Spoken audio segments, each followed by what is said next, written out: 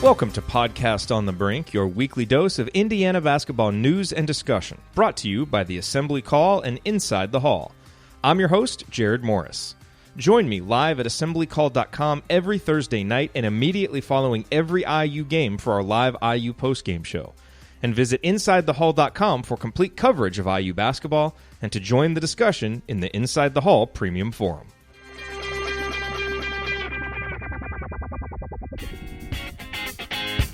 On this week's edition of Podcast on the Brink, Bart Torvik is back. Bart from BartTorvik.com, the T-Rank.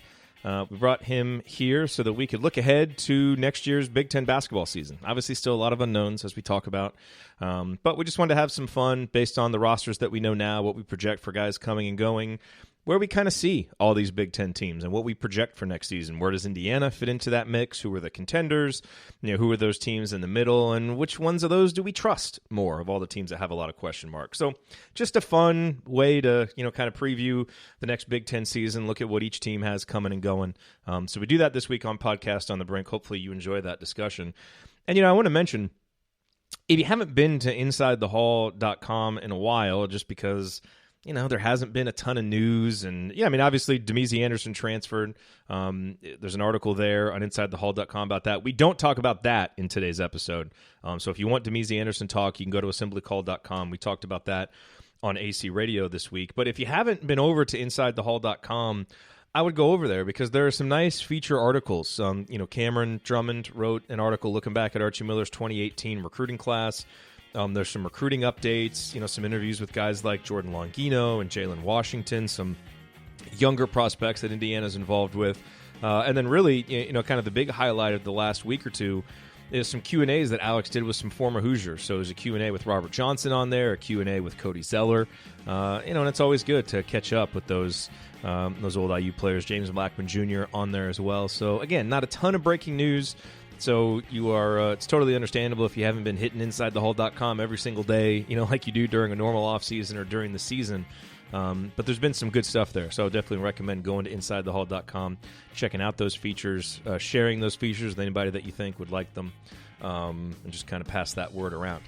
And last thing I will say before we get to our discussion on the Big Ten for next season is remember our friends at HomefieldApparel.com. They are still there. They are still selling shirts. They are still supporting their employees, really doing everything right. There was another show, a college football show, Banner Society, that got furloughed by SB Nation, and Home Field, started a drive, kind of impromptu, but then it became a lot more serious to raise almost $40,000 for those guys. So, having worked closely with Home Field Apparel, they're good people, and they're Hoosiers, and so it's good to support them, and plus they just have great gear. So you can go to homefieldapparel.com. You can use the promo code BRINK, B-R-I-N-K, and you will get 20% off your order. So go get some Indiana gear. Look around at all the other colleges they have. Maybe there's a friend or family member that went to a different college, and you can find them some good gear there. Now is a good time to shop. You're at home. You probably got some time maybe to do it. So if you do, and if you can afford it, then go to homefieldapparel.com. Support those guys and get some good apparel for yourself or some friends or family at the same time. All right. Let's do it. Let's bring in Bart Torvik. Alex is here, and let's look ahead to next year's Big Ten basketball season. Here we go.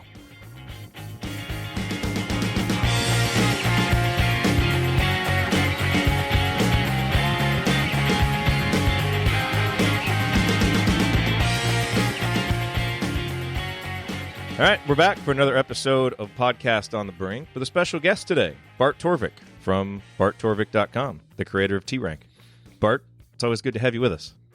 Good to be here. Thanks for having me. Absolutely. And Alex, how are you doing? Doing well, hanging in there. Yeah, it's what we're all doing, I think. It's what we're all doing. So we have convened today to rank Big Ten teams, to project the Big Ten for next season.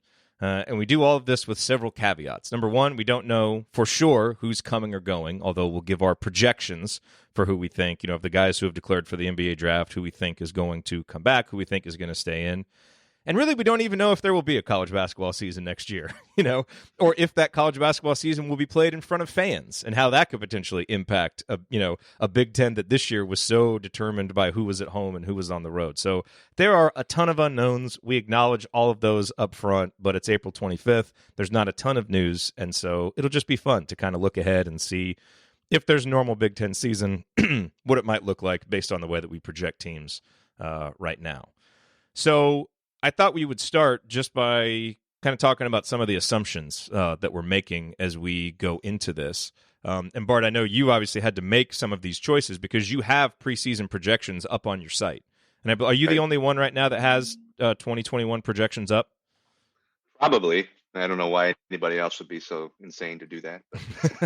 Because there's nothing else to do. And we every now and then I just like to drift over there and just look at the preseason right. projections because it's fun. Yeah, it's the only one I know of. So. Yeah, so if you go to barttorvik.com, you can see those. As we were talking about before we started recording, Texas is sitting there at number 1. Do you want to defend the choice of your algorithm? Sure, I'll defend it. And that's actually one thing I like about the projections is when they come up with something a little, off kilter. It's fun to look at those things. Texas is bringing everybody back from last year, and they're adding a top 10 recruit. I think his name's Greg Brown. So, they're loaded with talent. Everybody on their roster is a top 100 recruit, I think. I don't know if are they all going to stick together? Are all these guys who were top 50 recruits looking at 20% of minutes going to stick around? Maybe not. But right now the roster looks pretty good. And so that's what the algorithm is seeing. And so we'll see how that goes. Let me ask you this. I don't know how well you remember your exact projections from the preseason of last year, but do you recall how they matched up with how the Big Ten actually did? Because one of the common narratives coming into last year was that the Big Ten was going to be down a little bit. And then as we remember from last season, the Big Ten had a historically good year, at least in terms of depth of good teams, maybe even if it wasn't as top heavy. Do you remember how you projected them and then how it ended up shaking out? Well, I could take a look at them here. There were a few things like I had Penn State at 18th preseason last year, which I think that took some heat for, and they ended up being decent around that range.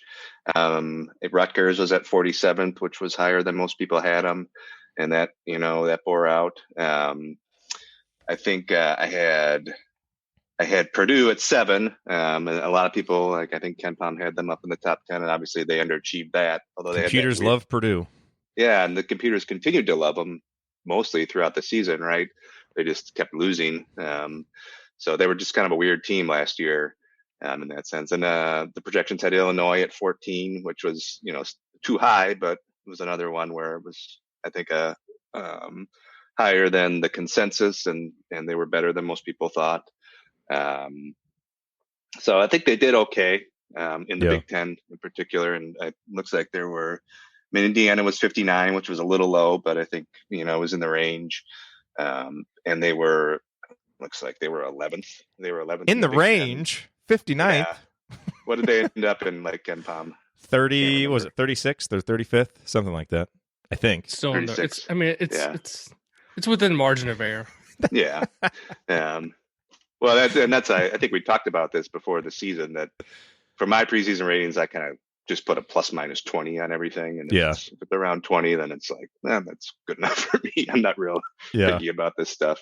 But what I was going to say was that Indiana 59 at 11th, that was 11 teams in the top 60, which was probably, pretty optimistic seeming before the season. And then, of course, it ended up being the Big Ten had so many teams in the top 40 even all season. So I think it was high in the Big Ten, and that turned out to be the case. Alex, just from a macro perspective, what do you expect from the Big Ten this year? I mean, we're going to get in and we'll go team by team, but do you expect it to be as deep? Do you think it'll be more or less top heavy? Like how do you just see the Big Ten playing out next year in comparison to what we just saw? Yeah, I still think there's going to be a lot of really good teams. This year, I felt like there was a team in Michigan State that a lot of people still thought could win the championship if everything broke their way. next year's Big Ten, I'm not sure I see that team. I think Wisconsin's going to be really good. Iowa, if they could ever figure out how to just play respectable defense, I'm not even asking for like top 25 defense, just like top 50 defense, they could obviously be a really good team. But then after that, I mean, I know Bart's rankings have Iowa a little bit lower than most, but I still like what they have coming back from the standpoint of having a guy that was, the number 2 pick pretty much for the National Player of the Year, and most of their other guys coming back. But beyond that, I feel like most of the rosters have questions to be answered, and we'll get to some of those as we go along. But I still think there's going to be, 8, 9, 10 teams with a chance to make the tournament next year, although I'm not sure that we're going to see the same thing in terms of having – I think at one point there was 12 teams in the top 40 of Ken Palm, if we count Minnesota. I don't know that that's going to happen again, but I guess we'll see. I think a lot of it was – the season didn't start necessarily that way, but how the Big Ten performed in non-conference, I think, propped things up to an extent. We'll see. It's hard to predict what's going to happen next year in the non-conference play, and if the teams are going to kind of have those profiles going in, because that's an important kind of piece going in that shapes the numbers too going into conference play. So overall, I still think it's going to be a really good league. When you look at like what's leaving the league, you don't look at it and say, wow, there's a ton of like lottery pick top first round type talent. But obviously with Cassius Winston leaving and some of the other guys, there is going to be a talent maybe going down just a little bit from what we saw this year. So let's just kind of set the stage, set the context here for what our assumptions are in terms of who's coming and going. So a lot of players have put their name in the NBA draft, at least to get feedback, but not all of those players will actually go. So for purposes of this conversation, we're actually just going to use, Bart, what you have at your site. And so we're going to use the rosters that are listed. If people go to your site and they click on the individual team, you can see the roster with the projections for next season. And you are assuming that Oturu, Jalen Smith, Xavier Tillman, Ayo Dosunmu, and Caleb Wesson are all going. So that would mean guys like Luka Garza, Carr from Minnesota, and some others are coming back. Livers, yeah. Yeah, Livers. Okay. I'm fine with these. Alex, do you have any quibbles with who you think might? I mean, Oturu and Smith are in for sure. They've already said they're in for sure. Tillman has 2 kids. He's right. Go pro, Xavier. Dosunmu, I can't see coming back based on the fact that Illinois got some other highly ranked guards coming in that are both signed. I think one of them just signed recently. I don't know that he would have still done that if there was his playing time potentially was going to be blocked by Ayo coming back. So I'm good with that one. What was the fifth one? The fifth one was Wesson. Oh, Wesson has declared now twice before. Yeah, I don't necessarily think that he's going to come back either. I mean, what does he have left to prove? And Ohio State had a ton of roster turnover. So yeah, they did. I could definitely see him leaving. So I'm good with all those. And of the other ones that have declared, I don't really necessarily see, besides Garza, but if there's no combine or a chance for him to prove anything, like how's his stock going to change between now and whenever they do hold the draft? So that would be like Coburn, Garza. Who are some other guys that declared? Livers, you mentioned. Carr. You said Carr. Yeah, Carr. So the other thing that I think would just be useful to remind folks of is some transfers who are going to impact the Big Ten next season. Because, I just popped open the Michigan State page and forgot, oh, yeah, they got Joey Hauser getting ready to play. Kobe King is another guy who transferred from Wisconsin and is going to Nebraska. And I guess we're assuming that these guys will be eligible now, right, with the transfer rule. Are there any others that I'm forgetting about that are going to have a material impact on the conference, do we think? By the way, who's Justice Suing at Ohio State? Is that a transfer? Yep, he's from Cal or USC. Okay. Yeah. And I think he was a pretty highly rated recruit out of high school. So okay. So I think those are most of the transfers that are going to have. Michigan got a transfer guard that was pretty highly thought of, Mike Smith from Columbia. Mike Smith. I'm trying to think. It's always tough with those guards that transfer up a level to really figure out exactly the kind of impact that they'll have. Maryland got a transfer from Boston College, although I don't know if he's going to be immediately eligible. Minnesota got 2 grad transfers, I think, although one of them is kind of pending in terms of being able to get a waiver. I think one of them's a big guy, so he's one to keep an eye on. You mentioned Kobe King going to Nebraska. They also got Trey McGowan's from Pitt and Kobe Webster from Western Illinois, who Indiana played against this year. He's a kid from Indianapolis originally. So Nebraska, I think one thing with them, and we'll get to them obviously later, I think they may have upgraded a little bit the talent level of the transfers they got in year 2. Last year, I think they were kind of threw their roster together, and maybe they have a little bit better talent. And then Ohio State also got Seth Towns from Harvard, who, if he can stay healthy, think was one of the more highly thought of grad transfers. So that's just a few of them. It's hard to. It feels like I did this list 2 weeks ago, and it's already changed so much. The attrition and the names coming and going. I can't imagine from Bart's perspective trying to input this for 353 teams and trying to figure out who's coming and going, keeping that updated. That's got to be quite the endeavor.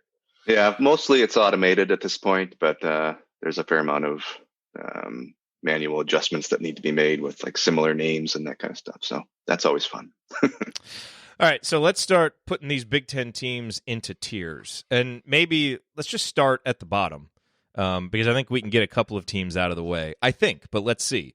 Nebraska and Northwestern were clearly the doormats of the league last year. How many wins did Northwestern actually end up getting last year? 2, 3 in conference play, something like that. Nebraska was obviously 3. Terrible. Do we think that there's any chance that one of those teams could get out of the cellar? I mean, they should be better, right? I mean, Nebraska should have a little bit more talent. Northwestern, obviously if they can have a little bit better health and their guys are older and will have played together, they should be better, I think. But will they be good enough to get up to a Minnesota's level or one of the other teams that we expect to be down there? I think there's a chance, as I would say they both have kind of different routes to getting out of the cellar. Nebraska, like Alex was saying, have an all new cast again, maybe a little bit more talented. If Kobe King is eligible this year, if a couple other guys are eligible, maybe they'll mesh and be much better than expected. It's really hard to project, right? So it's conceivable to think of them being quite a bit better. Probably won't be, but you never know. And for Northwestern, they were a super young team last year. They've got decent talent for Northwestern. The recruiting is upgraded there. So maybe they just had a trial by fire last year. And as I recall, they had some close games. They weren't getting blown out every night. So it's possible. But if you're playing the probabilistic game, I think those are definitely the two that you're saying are probably going to be in the bottom. And I would think Northwestern would be more likely just because they were better last year. Miller Kopp, Ryan Young, Pete Nance, Boo Buie, as you said, like those guys are good players. And I think Buie was injured last year, so they dealt with some of that. But you get talented players, they play together, they go through some fires. We've seen that in recent Indiana history. Those teams sometimes the next year come back and are better. So it'll be interesting to see. It does seem like that'll be one thing that's a little bit different next season than this season, Alex, where you kind of looked at those and you really just, for all the good teams, for those 12 teams, it was like, you better take care of those, and you can kind of circle those in pen, even though Indiana had to go to overtime against Nebraska. And like you said, Northwestern played some close games. Those won't be quite as easy of wins to get. And if Nebraska or Northwestern, if they're winning 5 or 6 or 7 games, now they might pull a couple of other teams down with them, and it actually might make it harder for the Big Ten to get as many tournament teams in as they were projected to get last year. Because that's the one thing, if a conference is going to get like 9, 10, 11, 12 teams in, there's often a couple of bottom feeders that everybody's beating. And so that might be something that's a little bit different if those teams, they may still be bottom dwellers, but if they're a little bit better and winning a few more games, it'll change the bubble a little bit.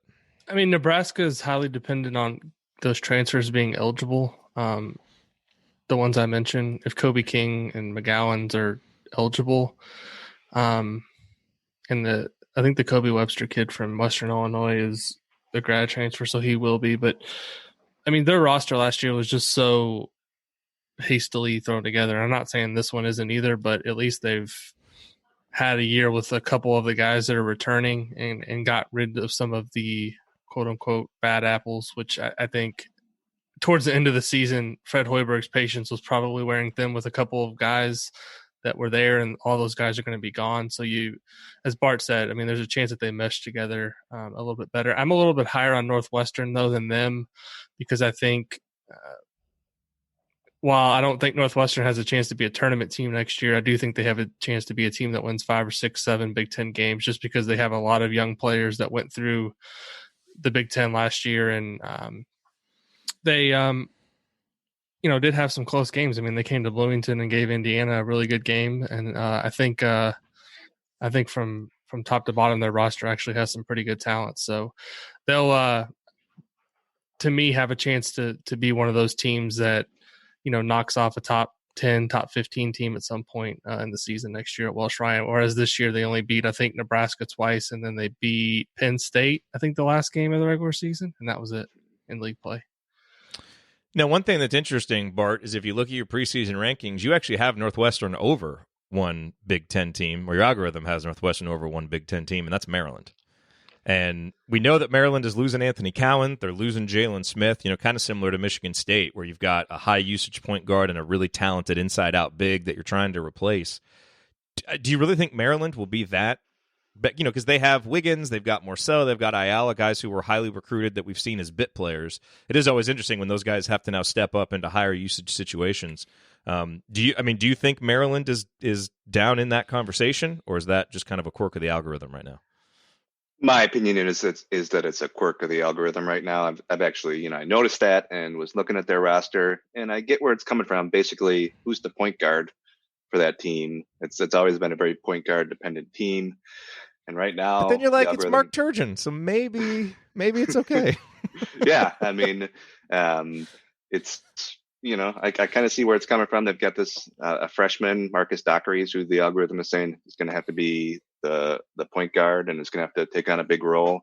And then these other guys who you're talking about, Wiggins, Ayala, Morcell, they haven't. I was just looking at their stats, and I think all of them last year were under 100 offensive rating on a pretty decent team. Were they really? Oh my goodness, that's surprising. They shot horribly from the perimeter. Yeah. Man. So usually guys on a team that good that have the two high usage players are much higher from an efficiency standpoint. Well, I didn't realize that.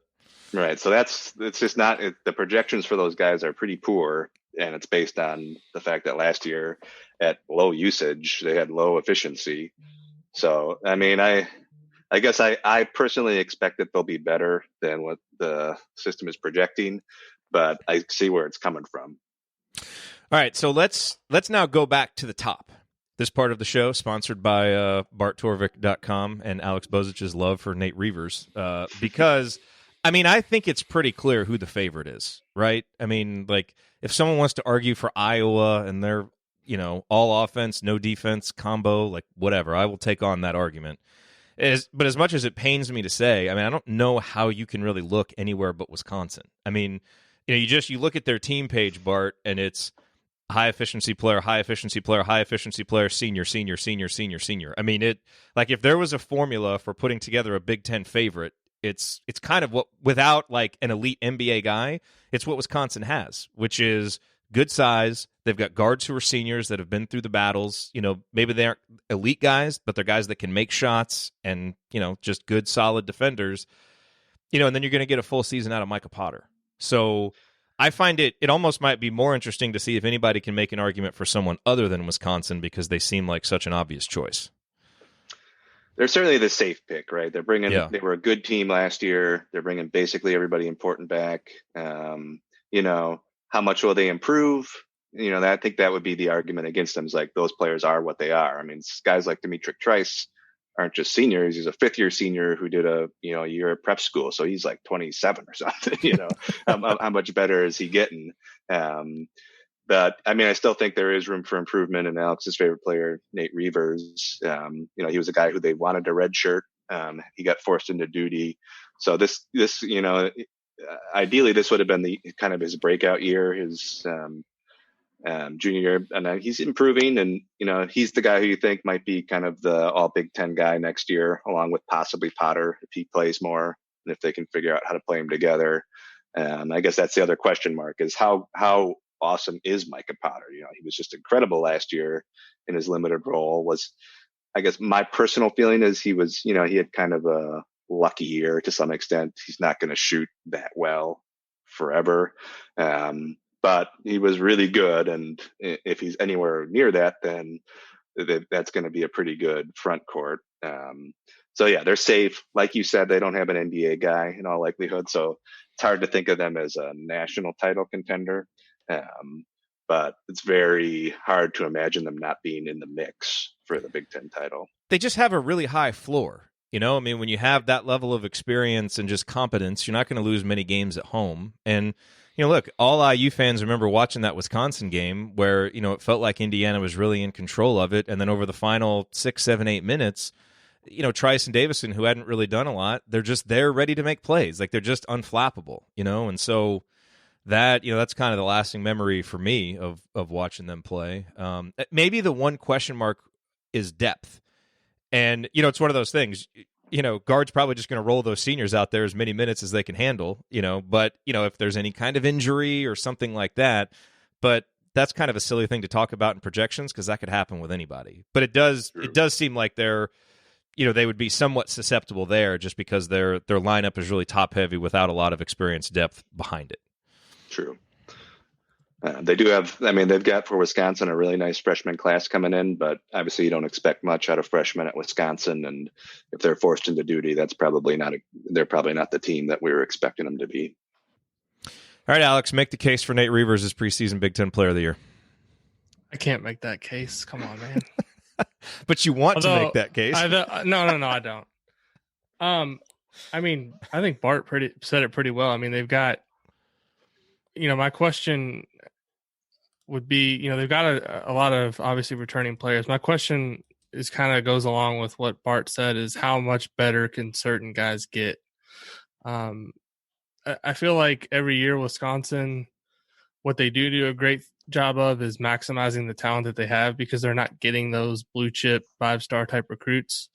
And so who on this roster can make a leap forward? And I think Reuvers is the guy you have to look at. I mean, by all accounts, and he did have a good season last year, as much as you like to give me a hard time about it, Jerod. I mean, he wasn't maybe that top 15 Big Ten player that I projected him as beginning of the season. But, you know, if you remember back to that last game that Wisconsin played this year at Indiana, he had some absolutely huge shots and made some big plays to help them get a share of the Big Ten title. So he's the guy I'm looking at as having a chance to take a leap forward for them. And would I be surprised if Wisconsin didn't win the Big Ten next year? I wouldn't be shocked, but you know, I feel like this is one of those seasons where, you know, they had that long streak of you could pretty much put them in ink as a top 4 Big Ten team, and I feel like this is one of those years where they're for sure going to be in that top tier.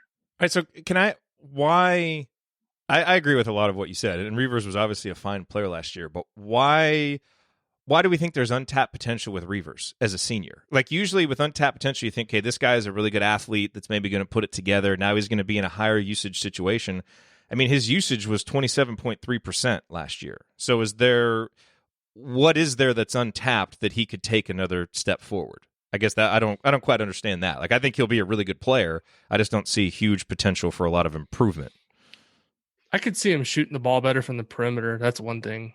Okay. I could see him working on improving. The other thing is just, as Bart said, I mean, Wisconsin, a lot of their big guys that have been good, they've been redshirted and they've been brought along a little bit more slowly.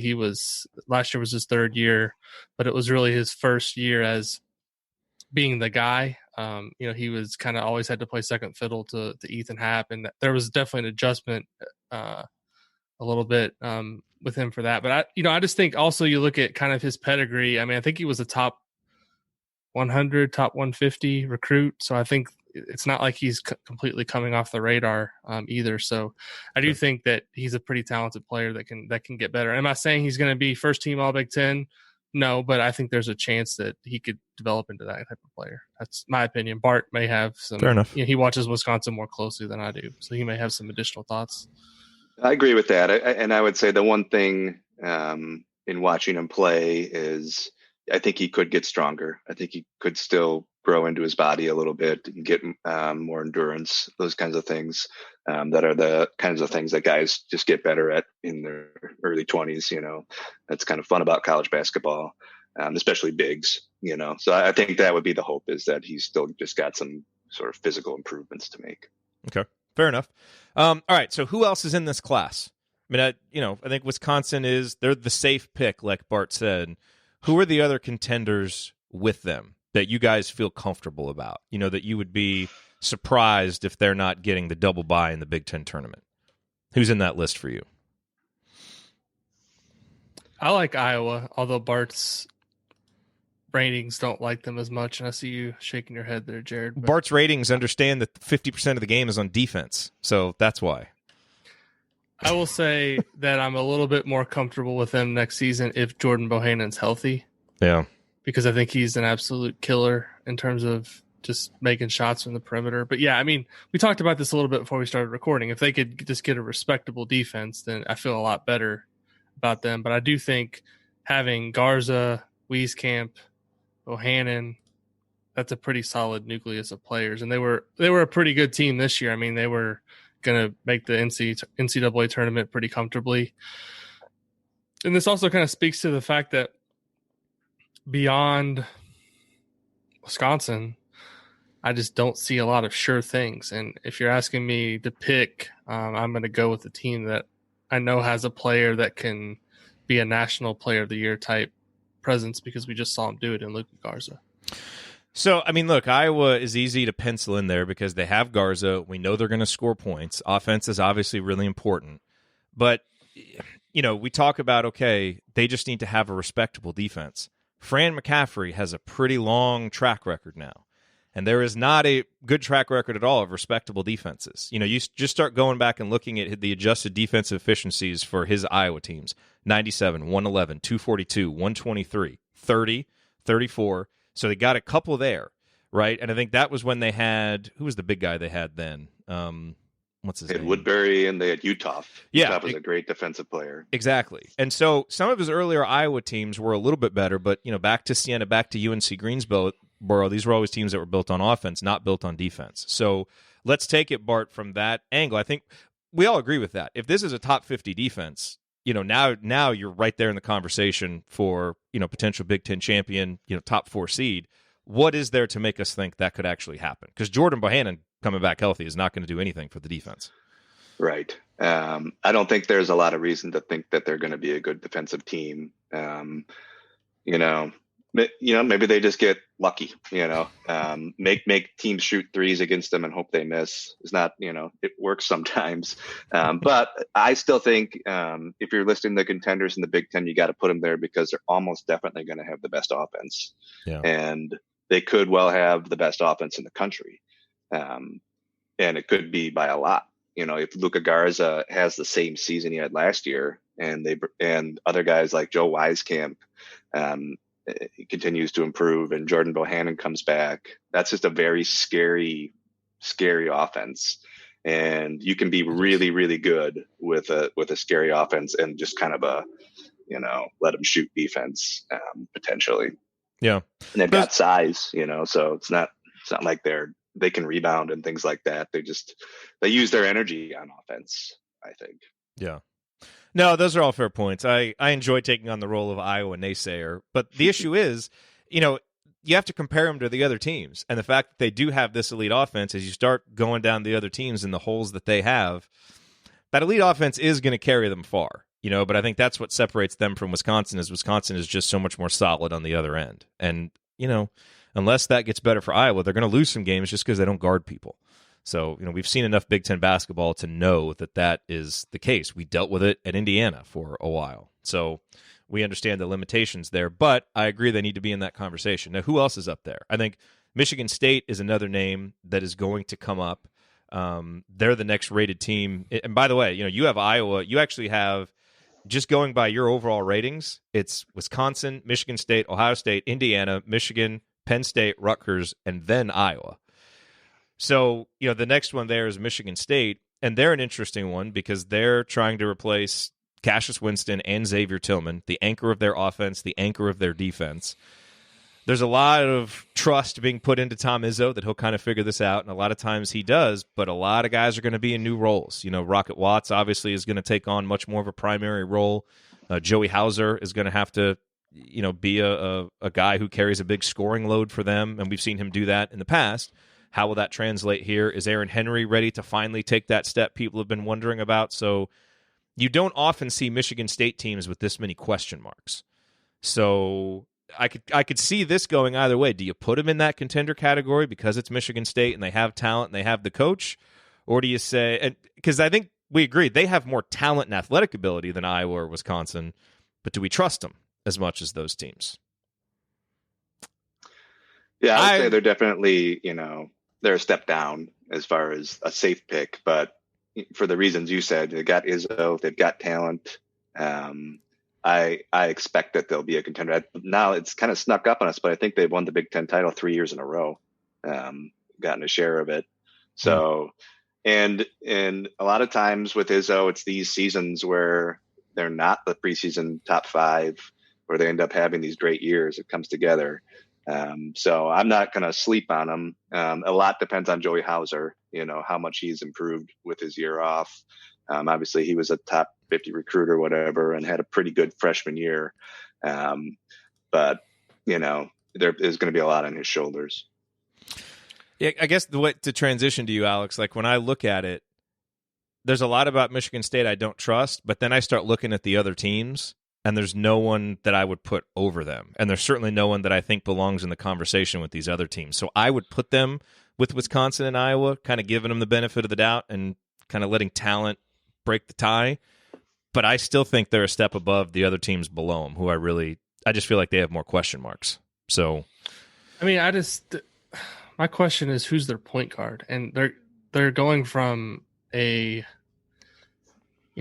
All-American type point guard to potentially what Foster Lawyer could be their. I don't know exactly who's their point guard. I mean, maybe they do something different and play at one of the.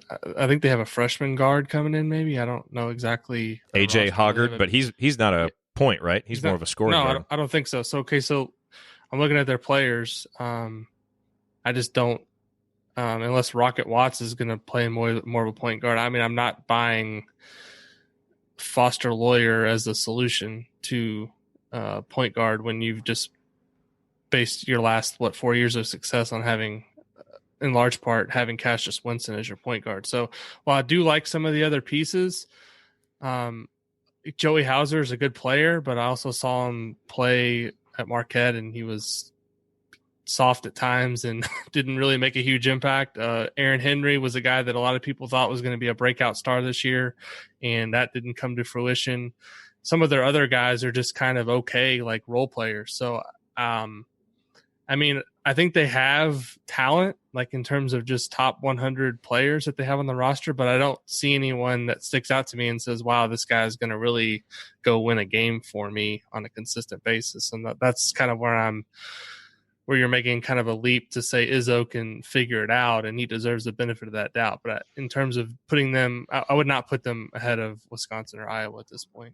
No. My personal rankings. No, I would not either. I would put them tentatively in that group. I wouldn't put them above either of those guys. But now let's go.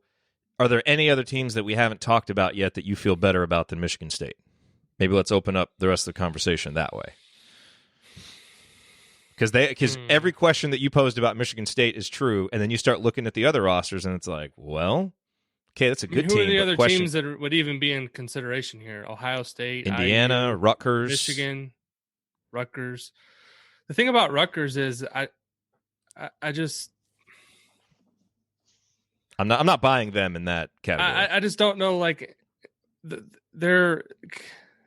I don't know what guys they have either that can take like a leap and make a huge improvement. They had Geo Baker out for part of the season, but then they kind of like limped to the finish line. It was almost like, they had a tournament bid sealed, and then they had to win a game basically at the end of the season to get kind of right on the right side of things again. So I think they're going to be a good, solid team somewhere in the middle of the pack, but I'm not willing to put them ahead of Michigan State. Ohio State, they've got a lot of turnover. I mean, so hold on Rutgers real quick, because I agree with you. but I think there's two types of teams that are middle of the pack. There's that team like Rutgers. I think we all think they're middle of the pack. They could possibly make the tournament. The next question about them is, do they have the potential to jump up into the next category? Because I don't think so. Like, I think their ceiling is just there. But there's some other teams, like I think you could make an optimistic case for Indiana or for Ohio State or for Michigan that they do have greater potential, like a higher ceiling.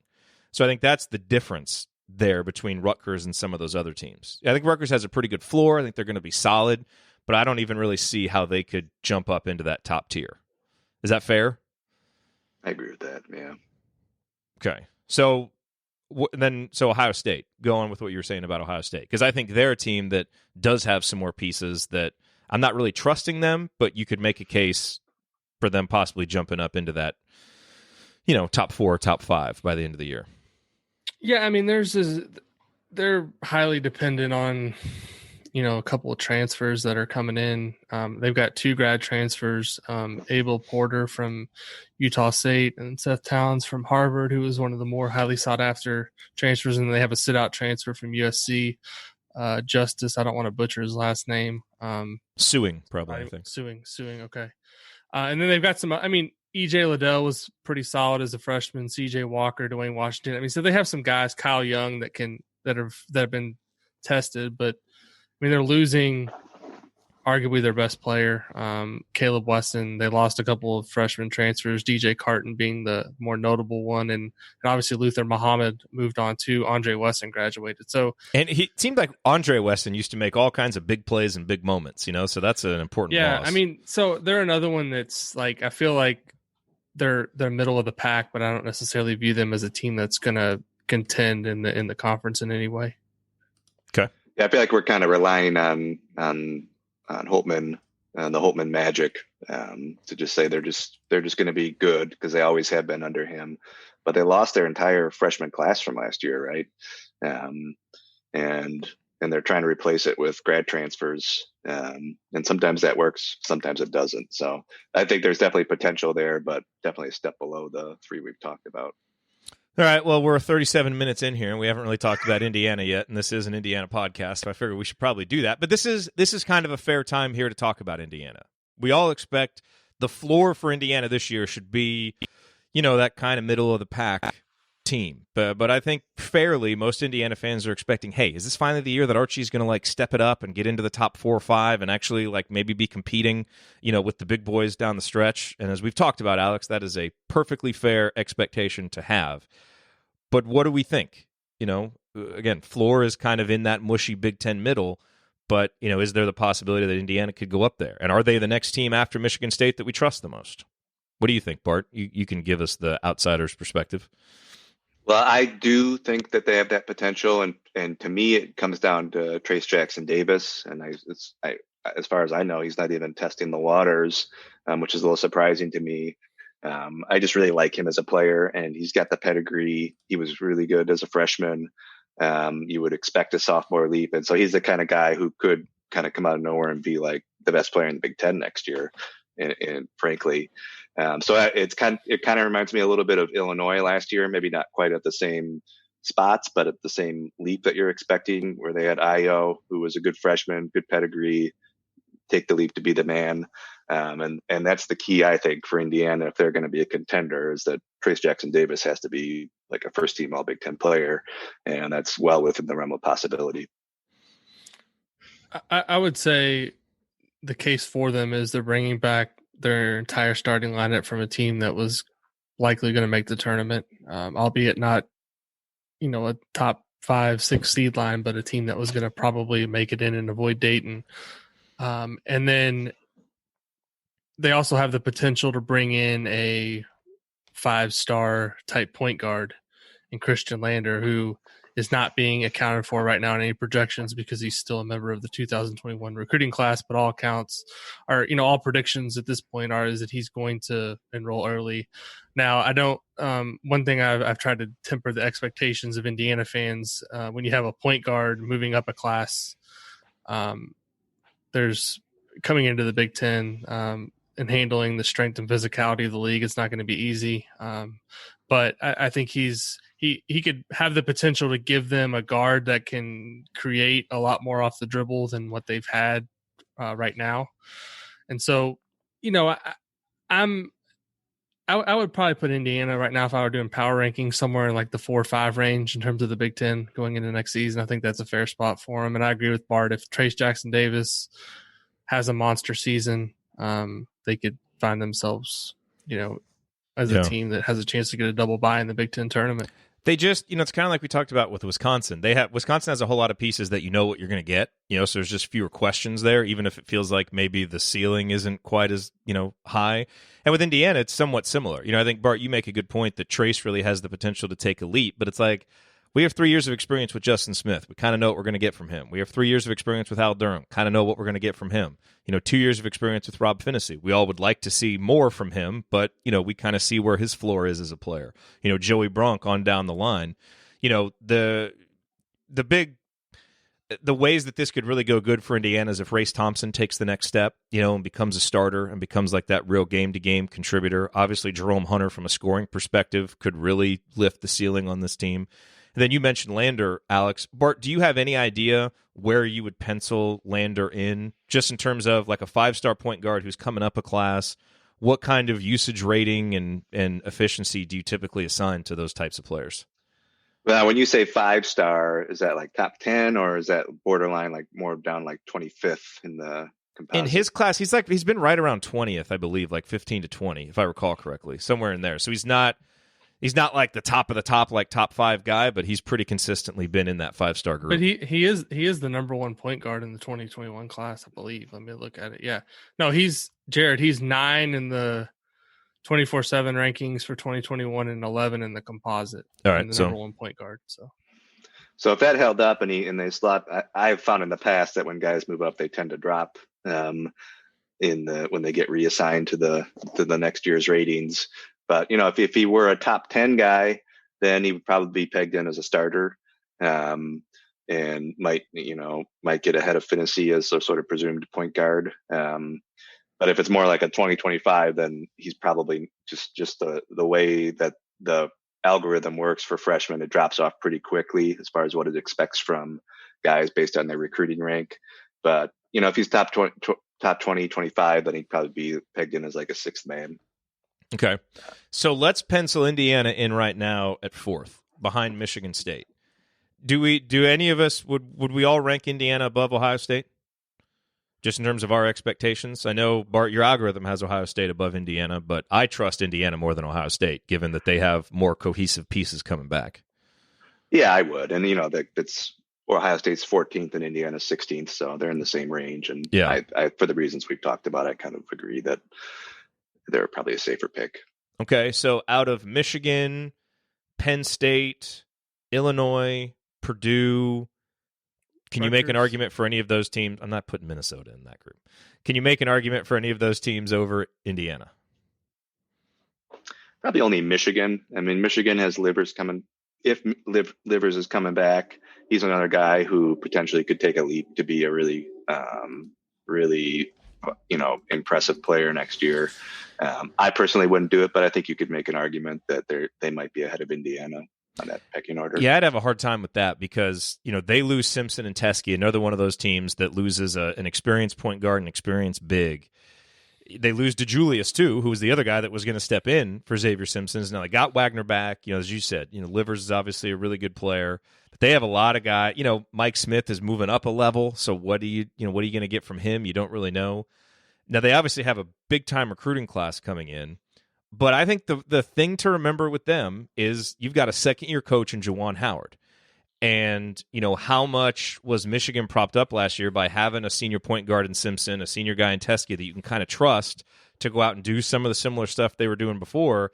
Now let's see what Juwan Howard can do when he doesn't have that security blanket, because that's a definite security blanket. And so that to me is actually one of the biggest question marks in the Big Ten. So I would trust Ohio State over Michigan, but I was down on Michigan last year too, just for that same reason. But I'm really curious to see how it works this year without Simpson there.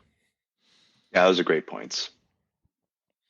Yeah, their ceiling dropped tremendously in the last couple of weeks because not only did they lose out on Josh Christopher, the 5-star guard that I think thought they had a pretty good chance to get. He went to Arizona State. Then the top 10 player that Juwan Howard had signed, Isaiah Todd opted for the G League rather than coming to Michigan. So they went from a team that, if they would have added those two guys, you're looking at, are they in the top 3, to a team that, we're not 100% sure that they're going to be an NCAA tournament team. I will say about them, I think Franz Wagner has a chance to make a pretty significant leap next season. He was brought along slowly this year because of a wrist injury at the beginning of the season. Obviously, he has an older brother that plays in the NBA. He's been a guy that's been written about, talked about a lot by people that follow the NBA and the draft pretty closely. So I think he's got this. He's a young guy. I think he's if I'm looking at making a list of potential breakout players in the Big Ten next year, he's got to be near the top of it. So who do you trust more? Do you trust Ohio State or Michigan? Me right now, I'd slight edge to Ohio State right now.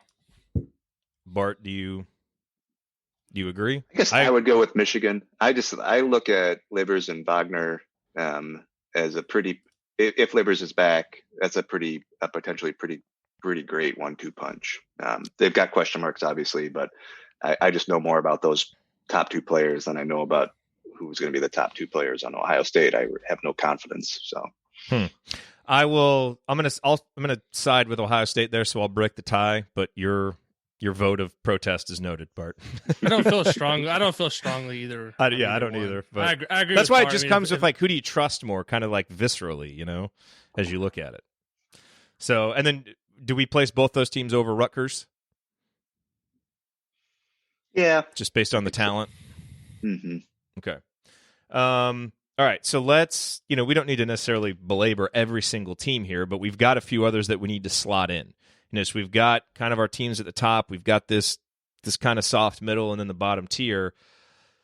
I think the next team to discuss then is going to be Penn State. So, Alex, what do you expect from Penn State that now doesn't have Lamar Stevens? Who has just been a rock for them for the last 4 years. But they've got some of those guards back that have been good, Myron Jones, Miles Jerod. And I don't really know a whole lot else, that they have behind them. But, what do you think? I don't have a whole lot of faith in Penn State for next year. I'm not feeling good for Pat Chambers. He finally, in year 9, was going to go to the tournament, and I don't think he's going to have much of a chance to go to the tournament next year. I mean, the guards are fine, but losing Stevens and Watkins, obviously, to a lesser extent. I mean, that's 2 senior front court players who's replacing them. So I don't know. I mean, I feel bad for all the teams who lost the opportunity to make the tournament this year, but Penn State and Rutgers have to be near the top of the list of those, because I think there's a really good chance that Penn State's not close to the tournament next season, and I think there's a chance that Rutgers is going to struggle to kind of replicate the magic that they had at the RAC specifically this year. They won all those home games, and they've never done that before, so I don't necessarily – I mean, I don't know. Both of those teams, and we're talking about Penn State specifically, but I just don't feel good about Penn State losing Lamar Stevens. He was, arguably one of the best players to ever put on that uniform, and he could go get a bucket whenever they needed. There's just not a natural successor on that roster to that guy for them. Bart, are you in agreement with that? Yeah, I'm basically in agreement with that. In defense of Penn State, I would say it does seem like Chambers has kind of built a tradition of solid defensive teams now. He's had three pretty good years in a row. Now maybe that's all Lamar Stevens and the other Watkins guys who are leaving. Yeah, Watkins. So that's possible. Maybe it's just a lucky thing, but so that's possible. And the other thing they have going for them is if there's no fans allowed next year, that's obviously an advantage for Penn State. They'll be very comfortable in all of those arenas. So that's a cheap shot, but it's okay. But it's a cheap shot that has a lot of truth behind it. Okay, so Penn State we don't feel good about. What about Minnesota? Do you feel, where would you compare those two teams? Do you think Penn State will be better or worse than Minnesota? That's a tough comparison. I mean, if Carr is gone, then definitely Minnesota is going to be a bottom dweller, I think. But we're assuming he's back. We're assuming he's back, and I really like him. He's a great player. So I guess he would be definitely the best player on either of those teams. So there's definitely potential for Minnesota. Minnesota surprised me last year, and I think mainly because Carr was so much better than anyone was expecting. So assuming that wasn't a fluke from him last year and he really is that good, I think Minnesota could certainly surprise my algorithm, which has them down at 55th.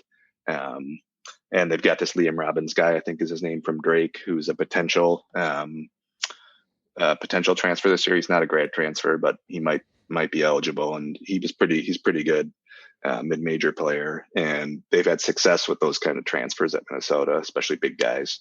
So they're a team that could surprise, and I guess I'd feel a little better maybe than them about Penn State.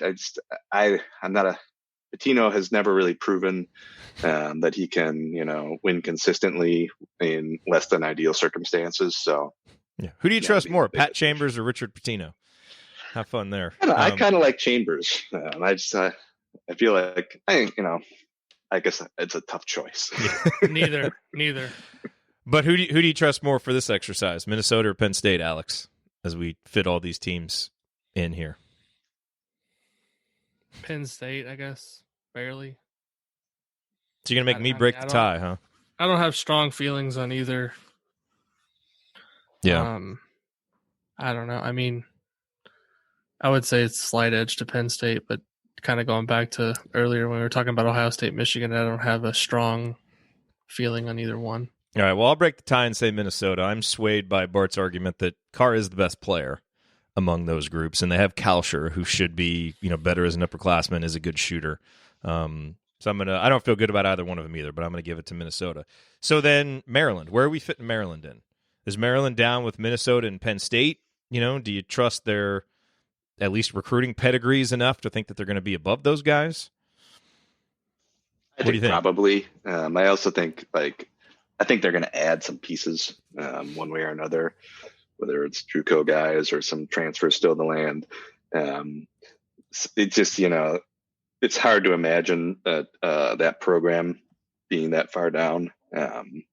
So my gut is that they will be more middle of the pack in the Big Ten, ahead of teams like Penn State and Minnesota. Bart, you haven't experienced this in a while, but good programs do sometimes have bad seasons. we've lived true, this. Yeah. It does happen. I will say if Maryland is in that position, then this will probably be the end of Turgeon. Yeah. All right, so you talk about another team that really lost a chance to solidify themselves. I mean, Turgeon went from a team that had a chance to make a pretty deep run if things broke their way to a team that now we're talking about are 81st in Bart's preseason ranking. That's a pretty big fall. And Maryland fans have always, I like to joke about Turgeon Twitter during the season, but their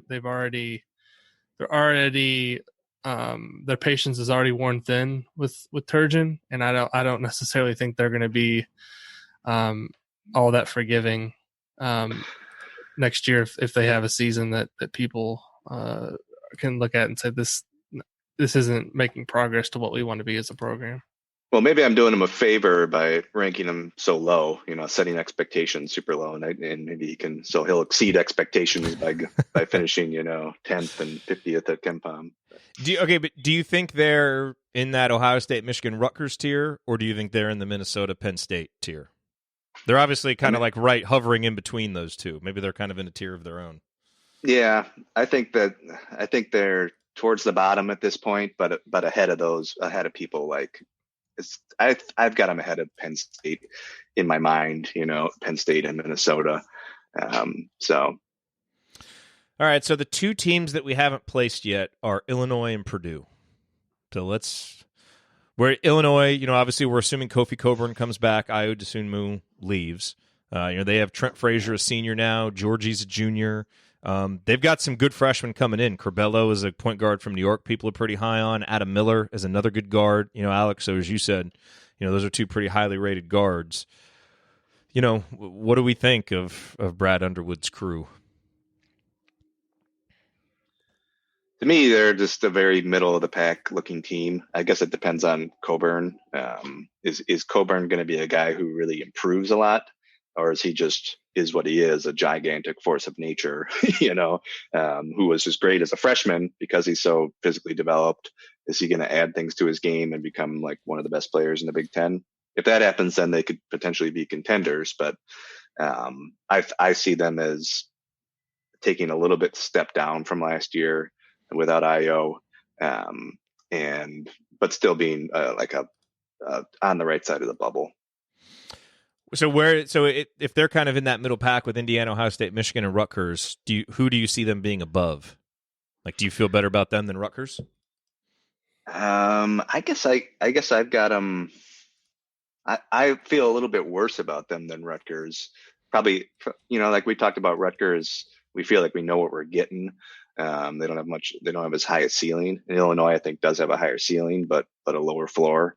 And on average, I guess I'd put them and pretty close, obviously. But I feel a little bit better about Rutgers, saying that Rutgers is going to be in the top half of the Big Ten, whereas Illinois, maybe not.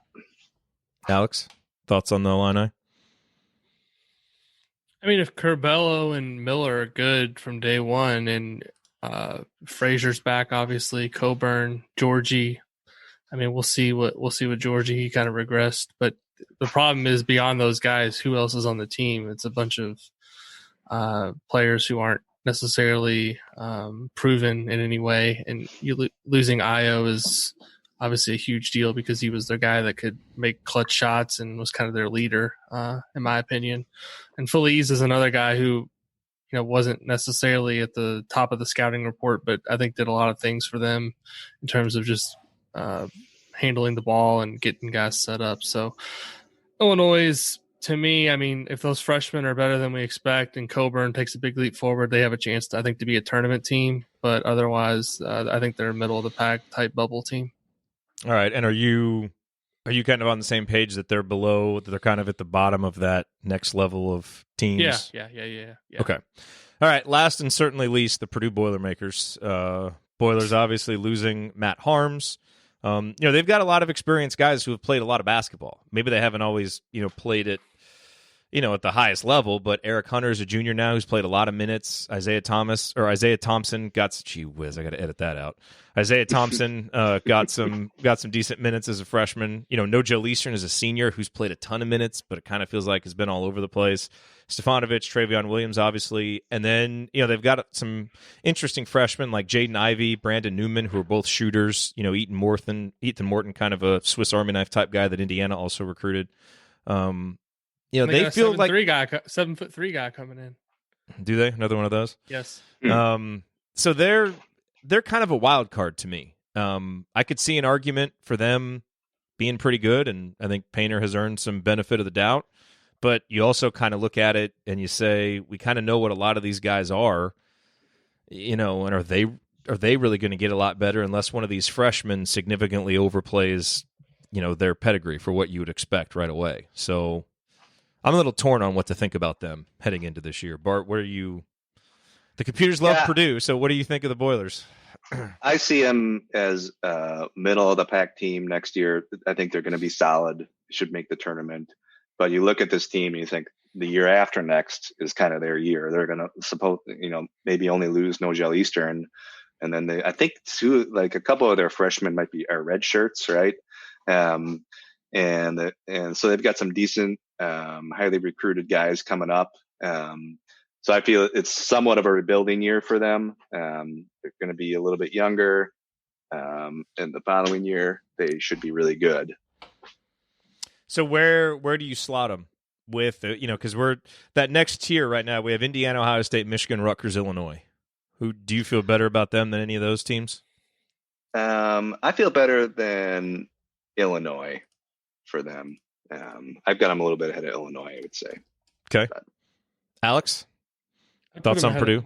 I'd put them ahead of Illinois. I might put them ahead of Rutgers, depending on how good, Brandon Newman is as a redshirt freshman. I think he's a pretty good shooter.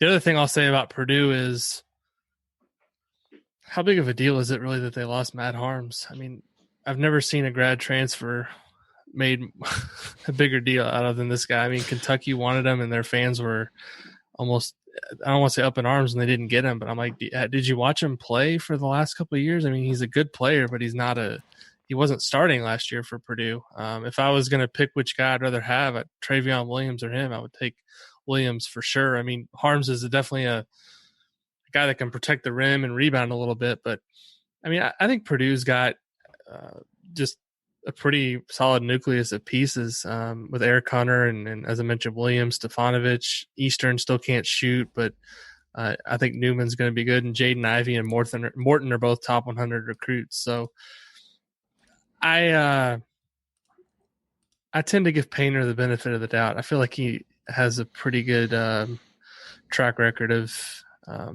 bringing teams along. And last year was obviously a bit of a down year for them, but I would probably put them ahead of Rutgers if it were up to me. I think they got the pieces to maybe make the tournament next year. Yeah, and he's got some shooters, and he's done well with teams that have shooting. So I would actually put him above Michigan myself. I trust him more just because I trust Painter more. So we'll kind of split the difference there and put him over Rutgers. So as we wrap up here, this is what we kind of decided on. So see if you guys are ready to enter this into the public record officially here. Kind of the top tier, Wisconsin and Iowa is the top of that, and then Michigan State tentatively there just because they're Michigan State and they still kind of get that benefit of the doubt with their talent. The next tier then, in order of how much we trust these teams, all of which have question marks: Indiana, Ohio State, Michigan, Purdue, Rutgers, and Illinois. And then the tier below that, Maryland, Minnesota, and Penn State. And the tier below that, Northwestern and Nebraska. With Northwestern possibly, the more I think about it, possibly being closer to that next tier up, maybe than the bottom. But, you know, we're not going to spend a lot of time quibbling over who's the 12th or 13th best team. I mean, I think there's a good chance that Nebraska and Northwestern win like 5 or 6 Big Ten games next year each instead of 2 and 3 respectively. So that kind of puts them closer to that next tier rather than like there was clear separation this year. They were like just in a league of their own, which I don't necessarily see them being that bad again. All right, so that's unusual, right? That has not typically been the case in the Big Ten that we've had those doormats. So yeah. All right, so there it is. For the season that may not be played, we have mid-April projections. So there we go. Let's cross our fingers that a season will be played. I'm sure it'll be played in some way. It's just it'll probably be odd and different than what we're used to. But I'm sure they'll play the game somehow. No games in the Kohl Center. I think that's my that would be a great I'd be up for that. Speak. All games in Assembly Hall, no games in the Kohl Center. Honestly, if the last basketball game that Wisconsin ever plays is a game at Assembly Hall to win the Big Ten title, I'm okay. By the way, I the other night I opened up YouTube TV, and like it knows my viewing pattern, so it always shows me by default like what's on the Big Ten network. And so it had listed a game there, and it was Indiana at Wisconsin. I'm like, nope, not even going to give that game a chance. But then it shows a little preview, and I was like, wait, that looks like Assembly Hall. And it was actually, I think it was the game from either the 2017 or the 2016 home game. And I was like, all IU fans immediately are not going to watch that game because nothing good has ever happened at the Kohl Center. It's like, so you got to, that's one that you don't want to get wrong when you're, of all the ones in the Big Ten that you don't want to get wrong. You got the big rabid fan base of Indiana. Don't turn them off from possibly watching a game. Get that right, Big Ten Network. Well, Bart, thanks a lot, man. We appreciate your time. Pleasure. Always appreciate your insight. It's fun talking Big Ten hoops. So yeah, it was fun. Thank you, Bart. Thanks my pleasure. Thanks for giving us something to talk about in April and updating your rankings now, because I feel like it's going to be a long off season, and hopefully you'll keep those updated, and we'll be able to have something to look forward to as the months go by. Absolutely. Will do. Yeah. All right. Thanks, guys. Take care, guys. We'll talk to you all on the next episode of Podcast on the Brink. All right. Take care, guys. Thanks, Bart. Appreciate Bart. it. Stay safe. You too. Thank you for listening to this episode of Podcast on the Brink. We always appreciate you being here. Remember to join me and my co-hosts for more IU basketball talk at assemblycall.com, and visit Alex over at insidethehall.com for complete coverage of Indiana basketball. If you want to support Podcast on the Brink, here is the single best way to do it. Tell anyone you know who loves IU hoops about us and suggest that they subscribe. Podcast on the Brink can be found on Apple Podcasts, Google Podcasts, Spotify, and everywhere else podcasts are available. Tell your social media followers, email your friends, text your family members. For weekly discussion about IU basketball, they need to be subscribed to Podcast on the Brink. We'll talk to you next time. Go Hoosiers.